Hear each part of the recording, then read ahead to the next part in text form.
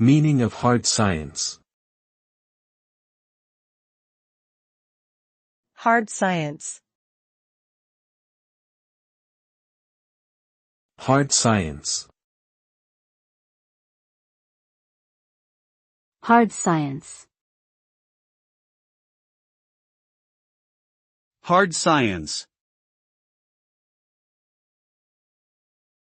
Hard science refers to fields of scientific study that are rooted in empirical evidence, mathematical analysis, and experimental verification, such as physics, chemistry, and biology. These disciplines aim to uncover objective truths about the natural world through rigorous scientific methods and principles, often relying on quantitative data and measurable results. In contrast to soft or social sciences, which may involve more subjective interpretations and qualitative research methods, hard sciences prioritize accuracy, objectivity, and reproducibility in their pursuit of knowledge.